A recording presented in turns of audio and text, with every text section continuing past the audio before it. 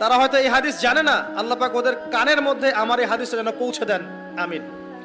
নবী সাল্লাল্লাহু আলাইহি ওয়াসাল্লাম বলেছেন, আমি মেরাজের রাতে যখন গিয়েছি তখন এক শ্রেণীর মানুষকে দেখেছি, ওদেরকে শাস্তি দেয়া হচ্ছে। কি শাস্তি? জাহান্নামীদের রক্ত এবং পুঁজ ওদেরকে খেতে দেয়া হচ্ছে। জিবরাইল আলাইহিস সালামকে জিজ্ঞাসা করা হলো যে এরা কারা? তিনি বললেন, এরা আপনার উম্মতের সেই সব ব্যক্তি যারা মাদকদ্রব্য সেবন করত। আল্লাহ রাব্বুল আলামিন তার হাবিবের মাধ্যমে জানিয়েছেন, যখন কোনো মুসলিম মাদক সেবন করে বা কোনো ব্যক্তি মাদক সেবন করে তখন 40 দিন তার নামাজ কবুল হয় না। এরপর যদি সে তওবা করে তাহলে আল্লাহ পাক তার তওবা কবুল করবেন ইনশাআল্লাহ। যদি সে আবারও মাদক খায় তওবা করার পর, আবার 40 দিন তার নামাজ কবুল হবে না। যদি সে আবার তওবা করে আল্লাহ পাক আবার তাকে মাফ করে দিবেন। যদি সে আবারও মাদক খায় আবার 40 দিন তার নামাজ কবুল হবে না।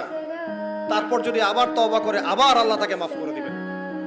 এরপরেও যদি সে আবার মাদক দ্রব্য সেবন করে, নবী সাল্লাল্লাহু আলাইহি ওয়াসাল্লাম বলছেন তাকে আল্লাহ রাব্বুল আলামিন পরকালে মৃত্যুর পরে তিনাতুল খাবাল পান করাবেন। তিনাতুল খাবাল।